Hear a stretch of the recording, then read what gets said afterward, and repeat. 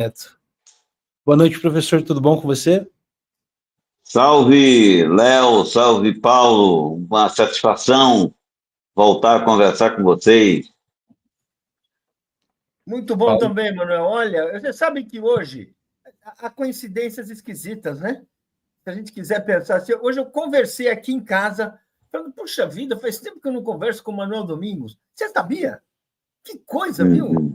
Eu não acredito nessas coisas, mas é impressionante. É isso. A afetividade é longa, de longa data, né, Paulo? É verdade, é verdade.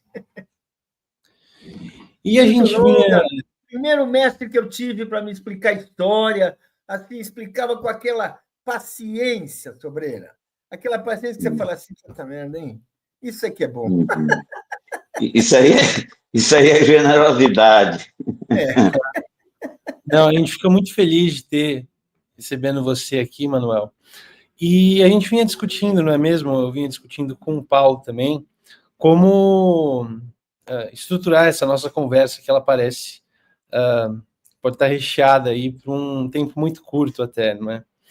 E, bom, a gente poderia começar falando, eu acho, sobre, de forma geral, queria entender de você, Manuel, como você vê essa pressão sendo exercida pelos Estados Unidos agora, é claro, no contexto da prisão domiciliar do Jair Bolsonaro, como os Estados Unidos reagiram a isso. A gente viu reações oficiais já partindo da Casa Branca, e também como os militares brasileiros se inserem nesse jogo, né? Só levantando essa bola bastante alta, na verdade, para você sacar. Nós vivemos uma situação espetacular, uma situação especialíssima, né? Voltando ao ponto mais geral, o mundo está em transição, e essa transição inclui guerra, inclui pressão, inclui lutas nos mais variados âmbitos, e o Brasil é fundamental nesse jogo, por sua projeção econômica, por sua projeção geopolítica. O Brasil é objeto de disputa, e creio eu que há um cerco ao Brasil, há um cerco em particular sobre o governo Lula. O governo Lula não facilitará a vontade norte-americana, né? Ou, aliás, estadunidense, né? Não facilitará, não tem tradição disso, uma política externa proclamada como de altivez, né? E, dessa forma, é fatal que eu acho que há um cerco ao governo Lula, francamente. Há um cerco, né? E esse cerco inclui o ataque ao Supremo na figura do Alexandre de Moraes. É assim que eu vejo. Está em curso um plano de afastamento do Alexandre de Moraes, né? E está em curso um cerco, um cerceamento do governo Lula. As eleições estão em pauta, né? As eleições do próximo ano, o lado conservador está inseguro, eles não têm nenhum candidato tão competitivo quanto o Lula. Então, eu vejo assim, pressão violenta sobre o governo Lula.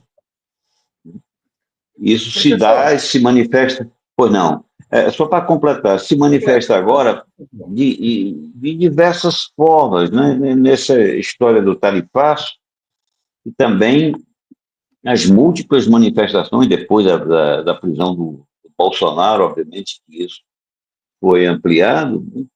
Do setor empresarial, do jornalismo, a Folha de São Paulo hoje reclamando né,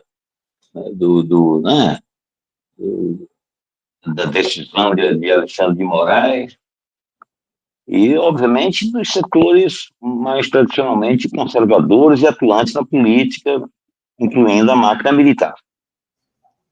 Professor, eu queria perguntar mais sobre essa sua análise, que é sempre uma análise surpreendente, original e importante.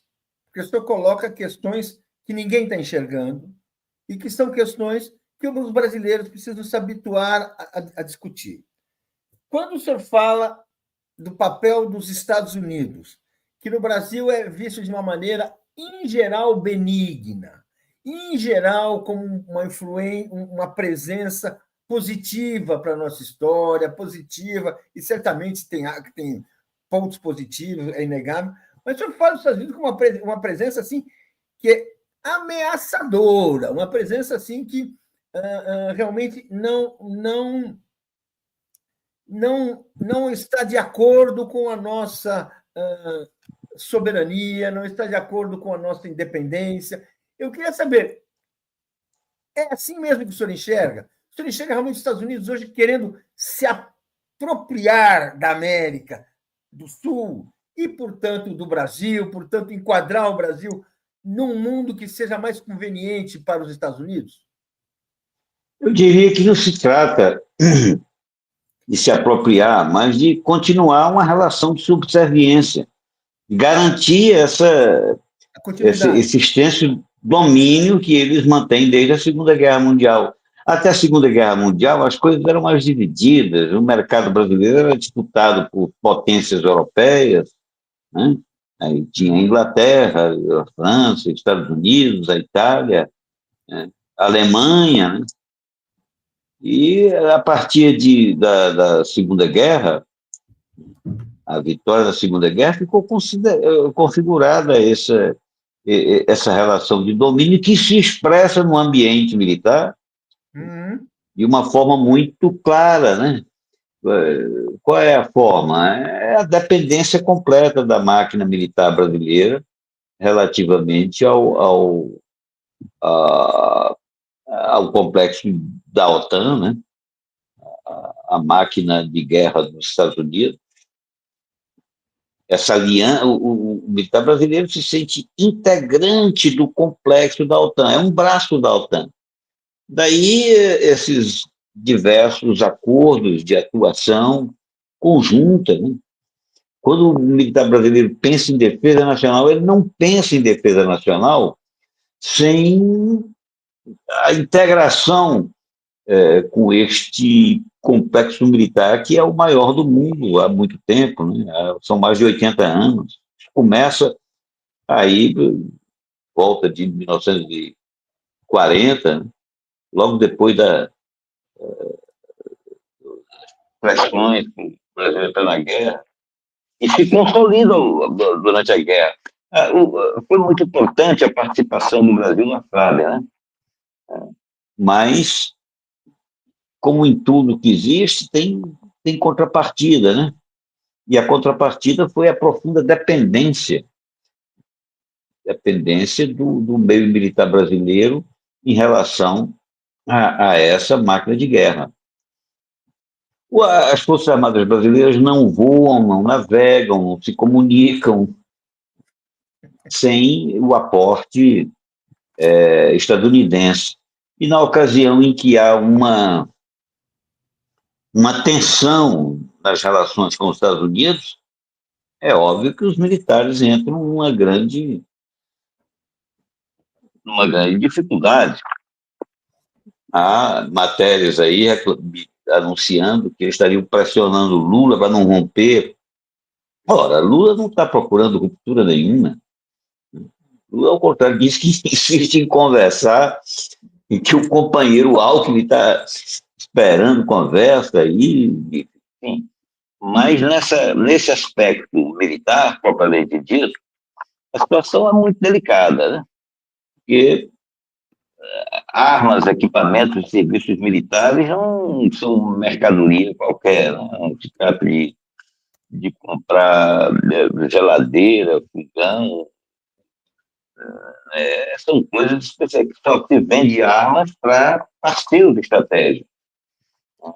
E o Brasil tende a definir posição, né? A definir posição nesse confronto. Que posição vai tomar? Eu sugiro, eu defendo que o Brasil não parta para nenhuma, não troque, né? Simplesmente ele busca, não troque de parceiro preferencial, mas que busque seu próprio caminho. Ele tem grandeza e capacidade para isso. Precisamos de projetos consequentes que essa história de sair da órbita estadunidense e entrar em órbitas orientais aí, não, eu não estou nessa, não. Não acho que seja por aí, não. Eu ia te colocar... Por favor, Paulo, por favor. Não, vamos dizer assim, Léo, acho que nós dois estamos assim, muito ansiosos de fazer perguntas, não é? Sim, eu queria saber uma pergunta e depois você faz a outra e a gente vai ter que fazer um ping-pong, porque é uma entrevista muito boa essa que todo mundo tem que perguntar, quer perguntar. Então, eu vou aproveitar a idade e vou fazer essa pergunta agora. O senhor acha que nesse mundo atual, o Brasil tem condições de criar e abrir seu próprio caminho? Tem condições de ser uma força independente, sem pagar tributo para um lado ou para outro? Que você assim, isso assim, quando eu era jovem, era o que todo mundo falava que era futuro. Hoje, não sei se ainda é. Como é que eu queria que você explicasse? O senhor falou uma coisa aqui que eu acho importantíssima, mas eu queria que o senhor mostrasse por que é viável, o que é possível. Por quê? Porque a maioria das pessoas hoje acha que não, ou a gente vai para um lado ou vai para outro. Aliás, está cada vez mais convencido que é um fatalismo a gente ir para o lado norte-americano. Isso é quase que uma visão, hoje em dia, dominante.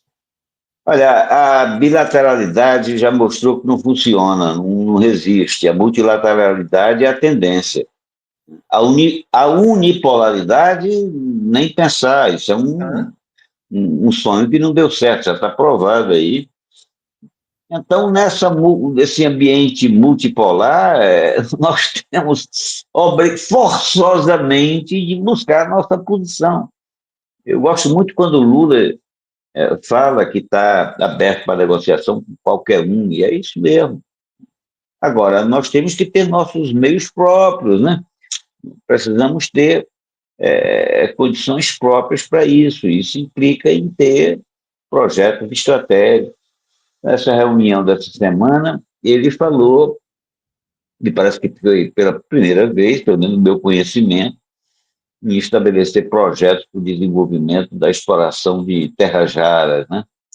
Acredito que já com um bocado de atraso, mas me parece que esse é o caminho, E também é o seguinte, quando se fala em desenvolvimento, eu acho que cabe valorizar mais o mercado interno, sabe? Isso é uma posição que a corrente desenvolvimentista sempre levantou, né? E que eu continuo achando muito válido. O Brasil tem que explorar o seu mercado interno, né? Essa indústria atrelada exclusivamente a demandas, em particular a demanda de commodities, isso não é futuro, né? Ninguém se desenvolveu por aí. Acho que falta muita a conexão entre a economia e o desenvolvimento tecnológico, é coisa que o Lula também está prometendo aí, né? Mas nós patinamos nisso o tempo todo, já faz muito tempo, né? Vamos ver se agora acho que a conjuntura mundial está forçando a isso. Está forçando o Brasil a buscar o seu caminho. E a tua pergunta, Paulo... Em que sentido ela empurra o Brasil para procurar o seu caminho? Isso é interessante. Ou buscamos nosso caminho ou nos ajoelhamos. É isso. Ou buscamos nosso caminho, e quando eu buscar o caminho, eu falo em autonomia energética, né? E eu falo em capacidade intelectual, capacidade científica, capacidade tecnológica, sabe? E professor... desenvolver a economia baseada na capacidade de compra interna, sem menosprezar a exportação, é nisso. Isso. Eu acho que as lições dos antigos, né, elas persistem válidas. Os antigos que eu falo é dos nossos companheiros e professores queridos, né, dos anos 50 e 60, um destaque para Celso Furtado, né? Isso aí. E, professor, falando disso, eu já queria te colocar que na semana passada eu acredito que a gente teve a notícia de um orçamento recorde de defesa. Eu queria saber se, em termos orçamentários, você tem aí uma quantia, na verdade, que você avalia que seja ideal para o caso brasileiro. Eu queria que você pudesse detalhar, talvez, um pouco, com seu conhecimento, quais áreas o Brasil ele poderia se fortalecer, quais carências, quais gargalos, né? O que você vê? Olha, eu sustento há muito tempo a mudança profunda na estratégia de defesa. A defesa nacional precisa mudar, porque, como eu já disse, ela se estrutura nessas condições de integração com a OTAN e de submissão ao mercado da indústria estadunidense. É preciso mudar. Portanto, quando se fala em dinheiro, dinheiro para quê? Para comprar sucata? Para comprar equipamentos que não usaremos? Não usaremos por quê? Porque se quisermos usar contrariando o vendedor, ele não vai permitir. Agora, veja o problemão desses caças suecos, né? Esses caças suecos têm 30% de tecnologia estadunidense embutida. Se o Brasil briga com os Estados Unidos, adeus caça sueco e o dinheirão foi todo, sabe? A mesma coisa para o submarino, que é o grande projeto. Eu sou entusiasta do submarino nuclear. Acho que a arma, de todas essas armas aí, digamos, armas conhecidas, tradicionais, o submarino me parece que é o que mantém a importância. Mas o nosso submarino também é equipado com produção norte-americana. Daí, é feito com a França. Mas a indústria francesa é atrelada à indústria estadunidense. Daí que gastar muito dinheiro para não usar, não ter autonomia, voltando ao que eu disse anteriormente. Se nós não desenvolvermos sistemas capazes de comunicação, de um armamento, um equipamento próprio, serviços especializados próprios, vamos E a China? gastar dinheiro para quê? Com quê? Antigamente se dizia 2% da OTAN, 2% do orçamento do PIB seria destinado à defesa, que isso é o ideal, porque a OTAN definiu, por mim, não importa se seja 1%, 2%, 3%, 4%, o problema é como gastar esse dinheiro. Da forma que o Brasil gasta, não vale a pena. Francamente, não vale a pena. Aliás, os militares, toda vida que podem, estão pedindo mais dinheiro, mas nunca falam em cortes e em coisas que, sabe, representam um desperdício de recursos públicos. Eu costumo citar o exemplo dessas 800 unidades militares do Exército espalhadas pelo país. Isso custa caro. Né? Isso custa muito caro para manter isso. Isso não serve para nada em termos de defesa estratégica. É preciso uma redistribuição do Exército se ele tem como objetivo a defesa nacional. Agora, se essas 800 unidades, elas são mantidas por quê? Porque a Constituição atribui ao militar a defesa da ordem interna. E realmente, se é para controlar a sociedade, tem que estar espalhado mesmo desse jeito. Outra coisa também que eu acho é que muita coisa que o Exército faz deveria estar entregue aí a outras instituições ou até ao setor privado, sabe? Não, Por não me exemplo, por consta exemplo, que. por exemplo, o que Por poderia exemplo, passar para outras instituições e para o setor privado, por exemplo? olha, o Paulo, o Exército, ele fura poço, ele constrói estradas, né?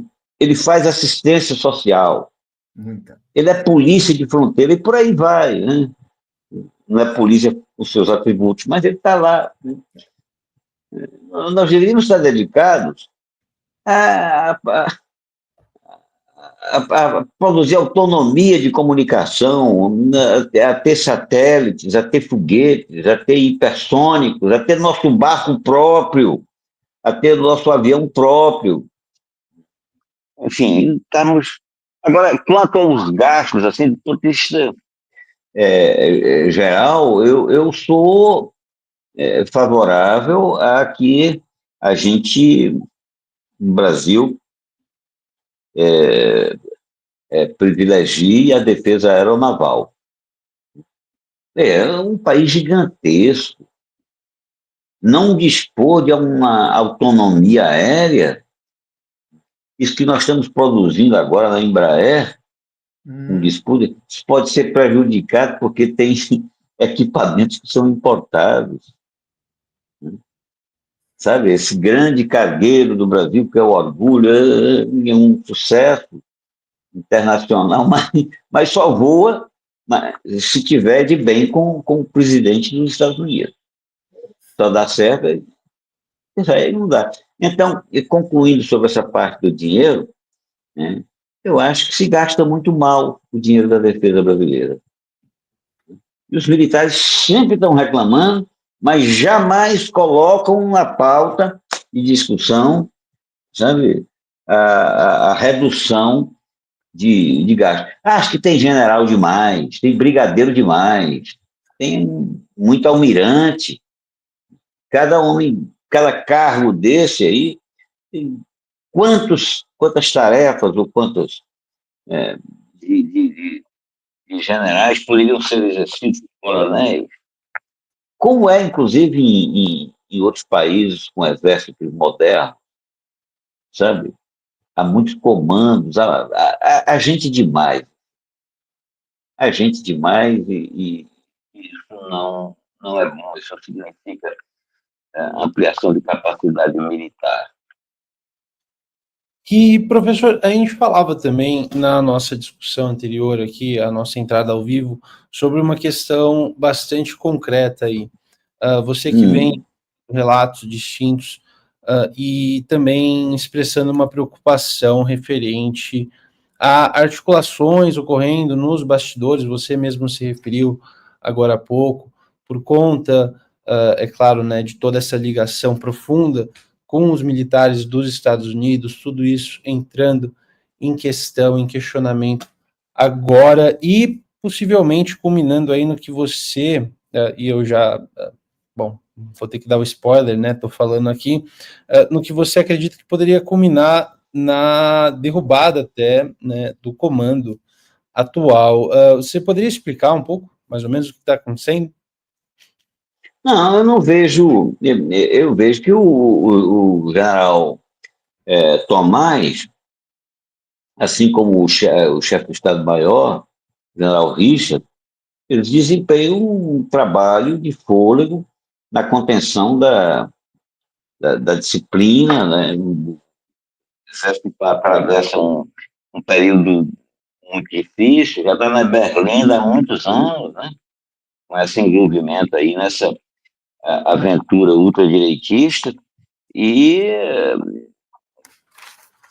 sabe, eu tiro o chapéu, temi durante muito tempo que eles não conseguissem controlar a disciplina. E eles, me parece que não vejo nenhuma razão para achar o contrário.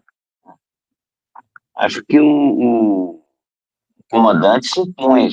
Inclusive, talvez seja um dos comandantes brasileiros, General Tomás, que mais conseguiu autonomia para formar a sua equipe, interferir sabe? É isso que eu vejo, Léo. Agora, as disputas internas, obviamente, que elas continuarão e o Exército é permeado de diversas outras instituições, inclusive a minha, que é a instituição acadêmica, é permeada de figuras mais conservadoras, que são atuantes, são influentes. Eu acho que todas as instituições brasileiras têm, inclusive a justiça, tem conservadores atuantes. É assim que eu vejo. Me diga uma coisa, o senhor vem construindo, elaborando, estudando e formulando esse projeto, esse debate, que é um debate mais do que urgente, mais do que urgente e mais do que necessário. O que trava esse debate? Por que é um debate que até agora ele mal foi feito? Nós tivemos uma constituinte, sequer se discutir, entrou nessa discussão. É uma discussão que, quando a gente vê campanhas eleitorais, ele mal aparece. O que acontece? O mundo civil ele é muito acanhado para debater o mundo militar. Como é que o senhor vê isso? Olha, eu vejo que desde a proclamação da República, o nível de autonomia das corporações militares é muito alargado.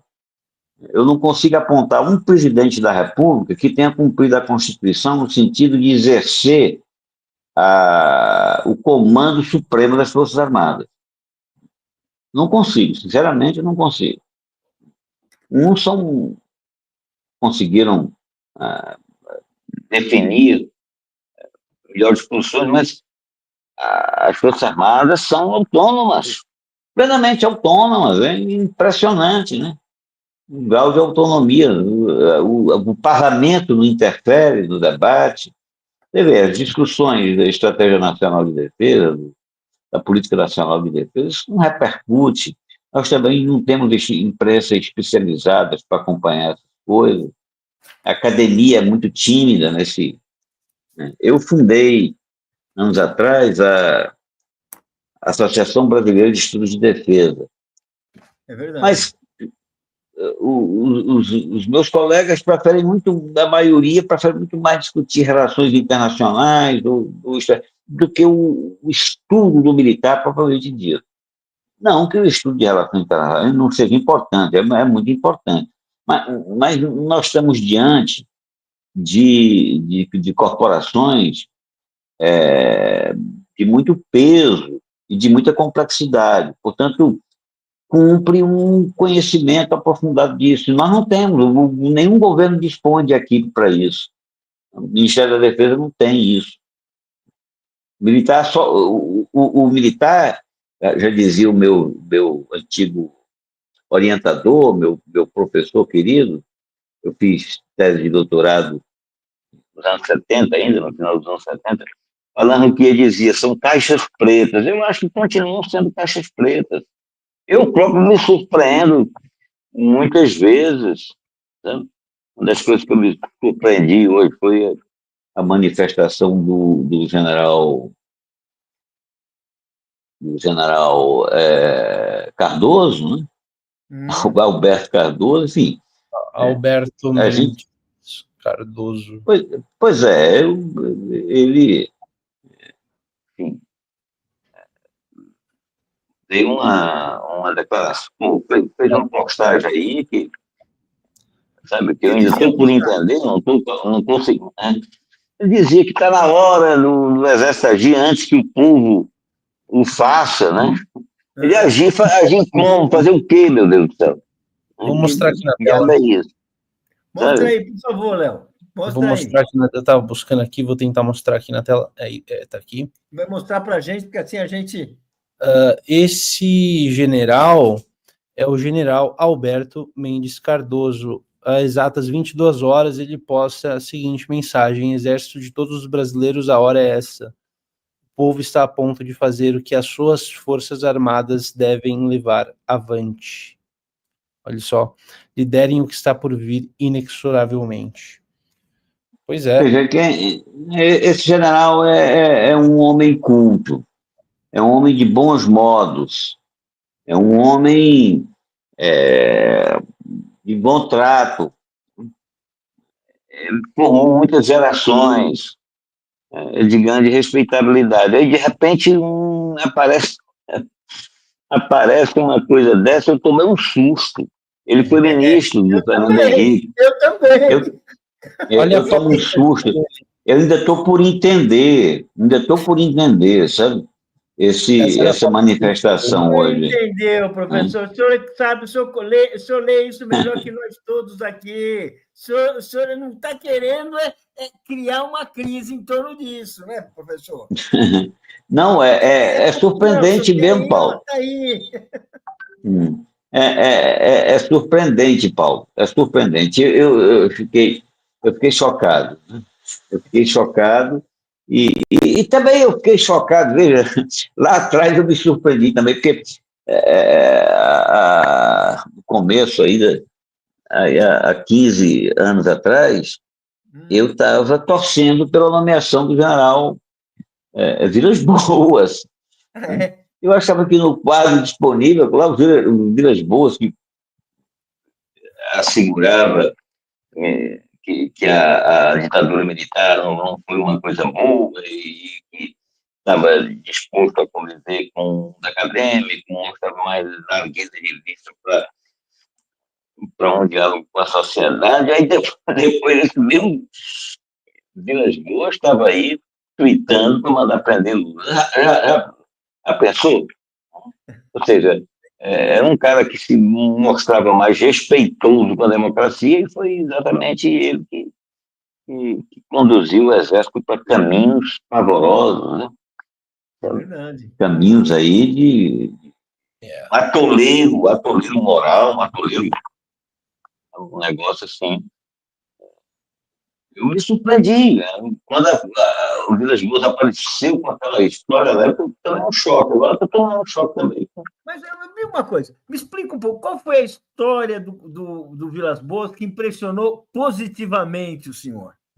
E quando Olha, ajudando a memória do nosso público, quando é que ele realmente mostrou uma outra coisa? Por favor. Olha, o grande dificuldade com os militares sempre foi a discussão aberta, né? O civil não conhece o militar e o militar estranha o civil. O Vilas Boas, ele nos recebeu, convidou para almoçar quando ele era comandante da Escola de Aperfeiçoamento de Oficial. Ele nos recebeu lá para jantar e abrimos uma boa conversa, para almoçar. Abrimos uma boa conversa. Eu o convidei para vir à universidade, ele veio. Inclusive, eu lembro que quando ele foi, chegou e disse: a minha mulher disse que eu tomasse cuidado para não levar uma pedrada. Aí eu disse: a minha mãe me disse que eu tomasse cuidado também para não voltar para apanhar nos quartéis, né? Enfim, era um diálogo, um diálogo interessante. Ele conversou com um estudante. Na ocasião que a gente estava fundando a BED, o Vilas Boas deu um apoio, garantiu até avião para transportar pesquisador e tudo, sabe? Sorte que parecia um comandante disposto a uma aproximação com a inteligência civil. E depois o que nós vimos bancando uma aventura golpista. O que é isso, gente? O que é isso? Né? Vilas Boas, inclusive, percorrendo acampamentos em frente ao quartel. Para mim foi uma surpresa, né? Uma surpresa. Acho que foi surpresa para todos os meus colegas. Que foi uma coisa direta, né? Foi uma coisa clara, né? Uma coisa assim que não era uma possibilidade, estava realmente empenhado, né? Numa atividade. Pois é. Enfim, ele estava disposto a discutir grandes projetos. Quando, quando ele, é, quando veio a onda fascista, aí nós conhecemos de fato os projetos aos quais ele se referia, que era aquele projeto de Brasil-Nação 2035, né? Eu reuni até um grupo de pessoas para analisar esse projeto e publicamos aqui o livro. Dá para ler aí? Comentários a um delírio militarista. Manuel Pois Domingos. eu sou o organizador, tem mais de 35 especialistas aqui participando. A gente entrou nas minúcias desse projeto, e é uma coisa pavorosa. É tudo que não presta, é tudo que nós não precisamos. Dá detalhes. É o ultraconservadorismo, sabe? É o ultraconservadorismo em todos os campos, na segurança pública, na educação, sabe? Na concepção militar nem se fala, né? Mas é o neoliberalismo exacerbado, enfim, tudo que nós assistimos. É uma visão de um país militarizado. Esse projeto 2035, ele é de fato como se fosse assim, o que ele projeta. Pois ele projeta um país dependente, né? E um país autoritário, um regime autoritário. Tá? Ele faz o elogio dessa política de segurança pública. Aliás, o capítulo do livro que se dedica a isso foi escrito pelo Luiz Eduardo Soares, tem outros especialistas também, mas o Luiz Eduardo pegou de cabo a rabo a parte que se tratava de segurança pública. Um projeto que pretendia, ou pretende, né, porque, enfim, eles estão aí, né, estão militando em torno disso, dar continuidade e amplitude a esse sistema prisional pavoroso. Né? Michel Misse, que é um amigo meu, especialista do Rio de Janeiro, foi fundo e mostrou, enfim, que a escola cívico-militar, as coisas mais abomináveis estão aqui. Eu estava lembrando também, hoje, o Alberto Cardoso, o general Alberto, esse que se manifestou agora, estava nesse lance, né? Estava nesse lance, né? Do projeto de nação 2035. Essa coisa lastreou aí a atuação militar na política nos últimos anos. E, mesmo que elas estejam vivas e presentes nas fileiras, eu acho que a contenção desse envolvimento foi uma vitória do comandante, né? Dos comandos atuais. Eu reconheço isso. Os comandantes atuais seguraram. Vamos ver, espero que continuem segurando, né? Às vezes inquietam tanto. Vocês têm uma grande jornalista, a Denise Assis, que está sempre alertando e tudo, preocupada. É claro que todo brasileiro consciente deve ficar preocupado, né? Mas, examinando com calma, eu acho que os atuais comandos, eles conseguem manter, tá? Estão conseguindo, até o presente, manter uma disciplina. Não sei se vão conseguir diante dessa crise, esse cerco, né, que nós mencionamos no começo da conversa. No começo da conversa eu disse, o Brasil está sob cerco e o governo Lula está sob cerco. É preciso, né, que a consciência democrática fique alertada, antenada, né, porque vivemos sabe, em período comum, nós vivemos repetindo aqui uma frase uma expressão do meu velho professor Eric Hobsbawm, foi meu professor nos anos 70. Ele dizia: tempos extraordinários, tempos extraordinários. Então, nós vivemos tempos extraordinários, não é, pessoal? Sempre, É verdade. sempre. Vivemos, coisas inacreditáveis acontecem, porque é período de transição de ordem, né? A gente está se encaminhando para o final, Paulo, e, bom, acho que encaminho para você para fazer talvez a pergunta final, de repente encaixar uma outra, mas... Não, eu faço a penúltima e você faz a última, ok, Léo? Por favor. Penúltima e hoje, tá bom. Eu queria só o seguinte, o que a gente precisa fazer agora para avançar nessa tentativa de colocar as Forças Armadas no seu papel adequado ao regime democrático? Fazer isso de que forma? O que o presidente da República poderia fazer, o Congresso poderia fazer? Como é que se poderia fazer isso? Ou é um debate que tem que fazer, um debate que leva mais tempo? Porque, vamos dizer assim, você está falando umas coisas que a gente sempre pensou, mas falando francamente, aquelas coisas que todo mundo pensava, mas tem que estar formulando direito. Só que sabe o que está falando. Olha, Paulo, diga aí. Nós precisamos de uma reforma militar. Agora, essa reforma tem que ser orientada por uma nova política de defesa.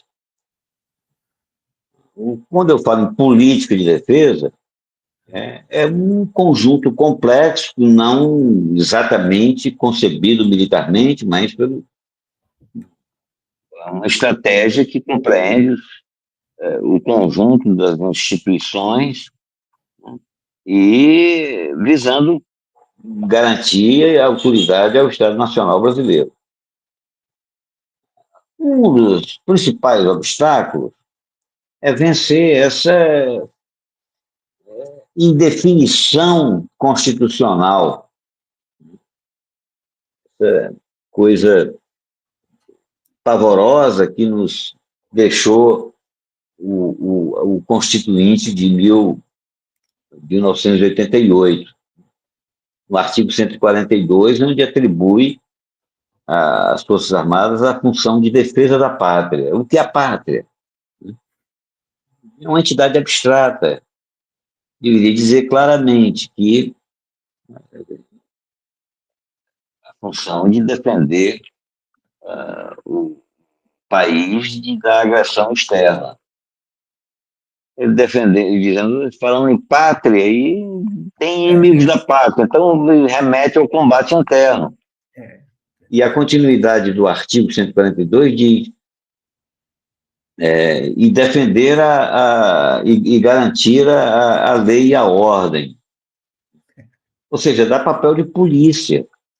É uma força armada com multifuncionalidade. A função de polícia é totalmente distinta da função de enfrentamento externo. Estrangeiro é estrangeiro, brasileiro é brasileiro. Com brasileiro não se usa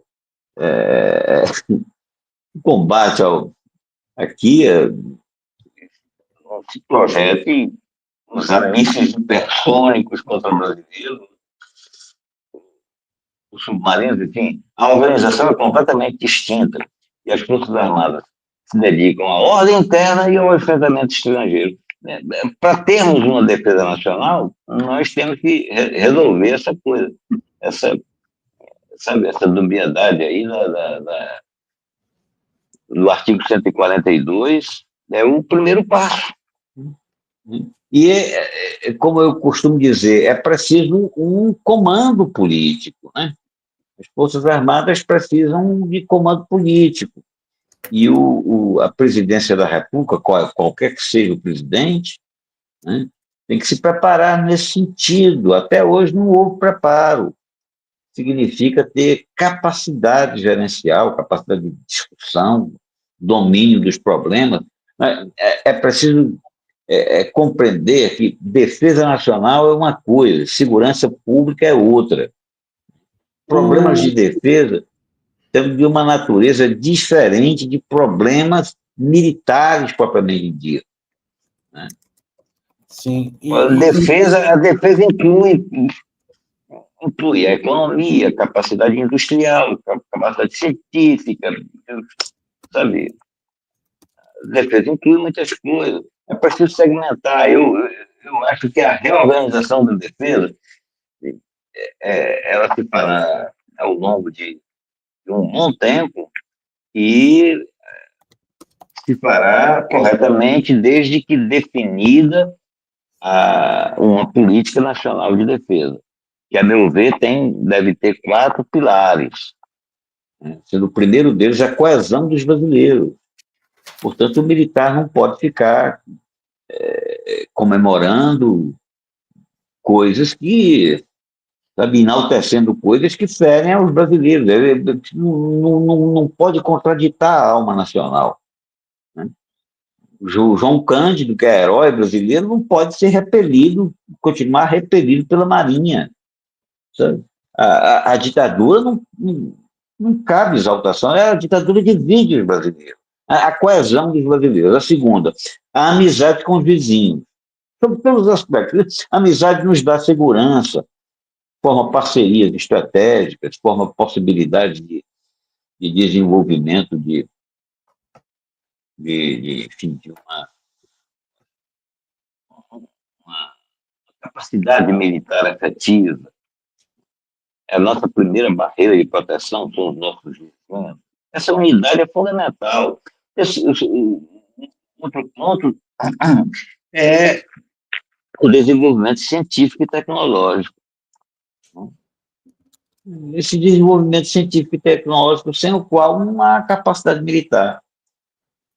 E o ponto final é uma reforma do aparelho propriamente dito, ou seja, do Exército, da Marinha e da Aeronáutica. Aí os quesitos da reforma seriam longos e complexos para a gente debater aqui, mas de cara eu já mencionei alguns, né? Essa história de ter unidade demais, de ter gente demais, e ter comandantes demais, de gastar dinheiro demais com o que não presta. Eu sou favorável a que se gaste com as Forças Armadas o necessário para defender o Brasil. Negócio de 2%, 3%, 5%, qual é? Isso depende de cada país, depende das circunstâncias. Agora, jogar dinheiro fora é que não dá. Há dinheiro que você pode investir em defesa que pode ter bons efeitos sociais, né? E outros que são reforçar apenas a capacidade do inimigo. Quando o Brasil compra avião de uma potência que lhe prejudica, que lhe, sabe, aí o Brasil está reforçando o inimigo, né? Portanto, esse pedido de dinheiro ao Lula agora e sempre, ele deve ser avaliado do ponto de vista político, mas até isso a nossa capacidade é muito pequena, o Congresso não está aparelhado para enfrentar esse debate.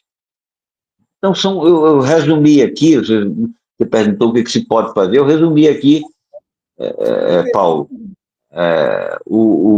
linhas gerais de uma discussão sobre uma nova defesa nacional e um programa de reforma das Forças Armadas. Muito boa análise, Manuel. Os internautas também adorando. Eu vou aproveitar para ler o superchat que chegou aqui do Rodrigo Pinheiro, também é professor, falando que está com saudades suas, pedindo para você voltar ao Rio de Janeiro. Imagino que seja um conhecido seu. E para encaminhando para o fim, eu refleti agora que você vinha falando sobre essa questão da separação que existe justamente, né, entre o âmbito político e o âmbito militar, o que gera um medo, não é mesmo, de que uma dissonância, de que uma discordância entre esses lados, como a gente vê a incipiência disso agora, acabe levando, né, a uma situação um pouco mais grave. Aí eu queria só saber de você se você vê de fato que o governo Lula conseguiu avançar nesse sentido, em que medida, na verdade, né, tendo em vista todas as deficiências que você expôs agora, em que medida o governo Lula conseguiu avançar para pelo menos afastar esse temor de que a gente possa ter uma ocorrência? Olha, eu acho que do ponto de vista do militar, a grande vitória do governo Lula foi ter se mantido, porque ele estava programado para não existir, não é verdade? Né? É verdade. Estava programado para não existir. Então, foi uma grande vitória. Agora, dizer que houve cuidado, houve atenção, houve mudança, não acredito. Não vejo. Tá. Não vejo que o presidente Lula tenha, de fato, dado uma orientação. Tanto é assim que a nomeação do ministro Múcio foi, com isso, o Lula contemplou a vontade dos comandantes. O ministro se apresenta como porta-voz dos comandantes, ou seja, ele não é ministro, porque ministro é o que orienta, não é? Porta-voz não é ministro. É orientado. Né?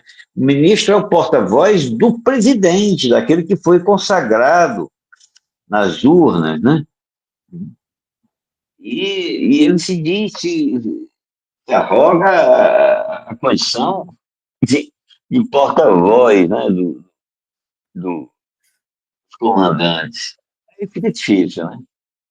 Então, não acho que houve vitórias nesse campo, mas a grande vitória mesmo, o grande ponto positivo, foi o próprio governo existir, já que o conjunto das forças reacionárias estavam contando com o elemento militar para derrotar a Lula e depois impedir o governo.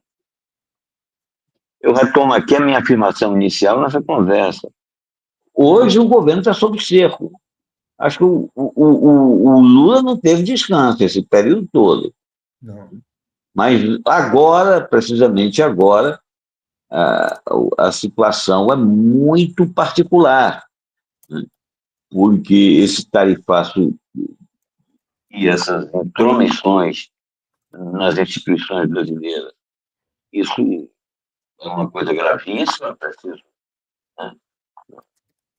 Situação muito difícil, e está aí um conjunto de atores reacionários tentando desestabilizar o governo e deixar o Brasil no sufoco. Explica um pouco mais, porque eu estou achando muito importante isso que você está falando, e eu queria, assim, é real, mas o senhor sabe, pode dar um pouquinho de nome aos bois aí, a gente entendeu um Pois pouco é, mais. Paulo. Pois é, o presidente está exigindo que um condenado da justiça seja liberado. Uhum. O presidente dos Estados Unidos está querendo isso, a ousadia, né? Ele está querendo censurar o ministro, está querendo aplicar a lei dos Estados Unidos Aqui. sobre o Poder Judiciário brasileiro. Isso é interferência inadmissível, né? Ele está querendo forçar o governo a se dobrar diante desse terror econômico, dessas tarifas insuportáveis para a economia brasileira. Então, por isso que é uma situação excepcional que nós vivemos. Acho que é momento de unidade e eu fico impressionado como há ainda muitos brasileiros que não vestem mesmo a camisa de defesa do país, né? Nós tivemos hoje na manifestação na Câmara, outro dia estavam se manifestando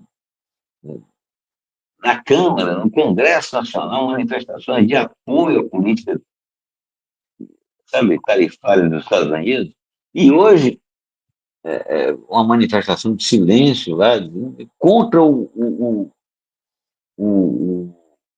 ministro Alexandre de Moraes, onde já se viu o projeto estabelecido é que se ganhe uma maioria completa nas duas casas para que o parlamento exerça autoridade sobre judiciário. Enfim, os exemplos de intromissão, de racionalismo, Paulo, seriam longos e até fastidiosos. Eles estão na imprensa brasileira. Eu vi uma nota que fiquei alegre, que os partidos progressistas se uniram e definiram uma nota muito importante, muito boa. Eu vi isso agora à tarde. Vou tentar mostrar aqui na tela. A gente de publicou. defesa. Eu gostei muito disso. Mostra aí sobre. Vamos ver se isso se traduz. Vamos ver se isso se traduz em mensagens que alcancem a maioria do povo brasileiro, né? Essa nota está importante, uma nota legal. Tá aqui, eu vou puxar na tela para a gente fechar com essa mensagem dessa nota, convidando também todos a lerem o portal do Brasil 247. A gente vai se aproximando aqui do final da nossa live, que foi mais uma vez ótima. Deixa eu só me achar aqui na minha... tem umas 40 abas abertas aqui na minha frente, né? Vocês sabem como é. Partidos progressistas lançam manifesto em defesa da pátria e da soberania. PCdoB, PSB, PT, PDT, PSOL, Rede e Verde se posicionam contra as sanções comerciais impostas por Donald Trump. Aqui a foto da Luciana Santos, do PCdoB, ministra da Ciência e Tecnologia. Bom, bate muito com a entrevista muito boa, né, com o professor historiador Manuel Domingos Neto. Agradeço muito a participação, deixo as portas abertas, como sempre, para futuras oportunidades, e também passo a bola para o Paulo. Bem, obrigado, Léo Sobreira. Há muito tempo que eu estava desejando um reencontro com o professor Manuel Domingos Neto, que assim é uma fonte de informação, de saber indispensável. Jornalistas que puderam privar com o professor assim, aquele enriquecimento surpreendente para quem pensa no pedantismo que é frequente na academia, numa visão, não. O professor, ele não só é claro, não só é objetivo, como ele tem as opiniões dele e não tem medo de defender as suas ideias. E a gente vê que são ideias muito importantes, no mínimo, para que a gente passe a nossa história em revista, entenda que o país poderia ser um pouco diferente, que significa que ele pode ser diferente. Então, eu sinto assim muito, eu sempre agradeço ao professor, passei anos assim aprendendo muito com o senhor e queria fazer esse elogio público. Porque isso assim, privadamente, eu já devo ter elogiado o senhor, mas publicamente eu gostaria de reconhecer e acho que essa entrevista, Sobreira, é uma entrevista que tem que ser reproduzida. Em breve temos que chamar o professor de novo, porque uma sabedoria dessa não aparece todo dia. Paulo, o Paulo, a admiração é mútua, e é sempre um prazer conversar com vocês do 247 e ter essa oportunidade de me dirigir a todos os que acompanham o canal. Obrigado. É isso aí, cavalheiros. Boa noite. Um grande abraço. Parabéns pela entrevista, Léo. Parabéns pela iniciativa. Obrigado. Forte abraço. Boa noite.